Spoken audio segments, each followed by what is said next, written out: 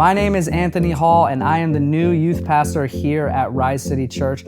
Honestly, it's pretty incredible that I even get to say that because I did not grow up in church, nor did I think I would ever be a pastor or work in ministry.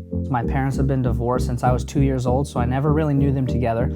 Neither of them attended church. No one else in my family attended church, so I kind of was left with everything but church, and I actually got into drinking and smoking and selling drugs at a really young age, and it kind of just started to spiral from there. My junior year of high school, I ended up getting kicked off the basketball team for being caught with possession of drugs, and so got kicked off the basketball team, and then I really didn't know who I was. The problem is all I knew were these escapes. Fast forward, I ended up graduating my senior year, and you know when you graduate school how it's like everyone's like, oh, where are you going? Where are you going to college? Blah, blah, blah. Everyone had this plan for their life but me. As some time went on, one of my best friends who grew up going to a church camp, he was like, hey, this is the year, like you got to come with me. And I was like, no offense, man, church isn't for me. That's weird. I'm not going to do it. And then he just used my kryptonite. He was like, well, if you just don't think you could win the basketball tournament, I get it. And I was just like, all right, you got me. I'm in now. The first night of the summer camp, it was different because not only was it my first time experiencing church and church camp and God, but I was surrounded by this church that I didn't know with these other youth members and youth students that I didn't know and a youth pastor that I didn't know.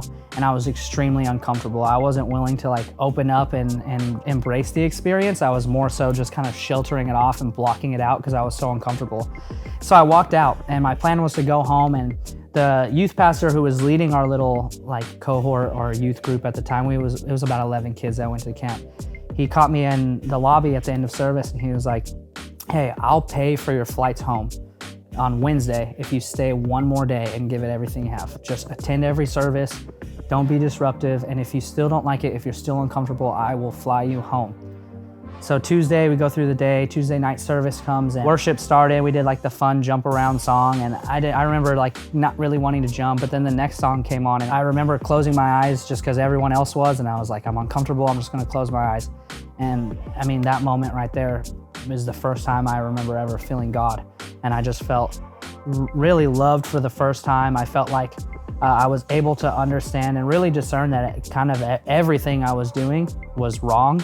I realized when I got back how many addictions I had in my life and how many bad habits and things that were part of my life that didn't need to be and weren't supposed to be. And luckily I was blessed with a youth pastor. That youth pastor from the group was so invested in all 11, 13, however many kids. He was so invested in their lives that I felt, even though I felt like the odd man out because I had never been to church before, I felt comfortable enough to go to him and say, hey, here are my questions. And then once I got through my questions, I was able to say, hey, here's where I'm at. This is how I live. Is this right? Is this wrong? Or I know this is wrong. You know, the list goes on and on and on. Fast forward about 3 weeks to a month, I actually go to Bible college. I felt so intrigued by it that I was like, I'm gonna go to it. And I ended up serving on the youth team and just getting a lot of opportunity from that. And I just fell in love with youth ministry. And so now, when I say I'm blessed to be here, I seriously mean it, not just at Rise, but doing ministry in general. Everything that we look at in the world that we feel like is twisted or wrong or off, the root of the answer falls into the next generation. If we can raise up this next generation right, if we can invest in them intentionally, they will do all the work.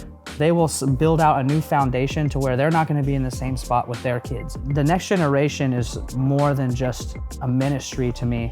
It's kind of a movement. And when I look at the students, even that I've been able to encounter in my time here at Rise, they're eager to learn, not just to hear what you say and then disprove it. They're curious. They want to think and chew on it. I believe that Rise City Youth can be a beacon of hope, not just to Lakeside and the Santee area, but really to all of San Diego. I think that we already have such a solid core group of students that it's just gonna grow, that their excitement for Jesus is just gonna grow, that we're gonna see seeds planted for the first time, and we're also gonna see a lot of good fruit come to life within the students that we have and don't have already. I promise you that God is doing something big. He is building up something big that's gonna impact more people than we can imagine. So if we can have people that feel called to youth ministry, or even if you just wanna, and you believe in the next generation, you just wanna invest in them, there's no better time than to start now. There's no better place than here at Rise.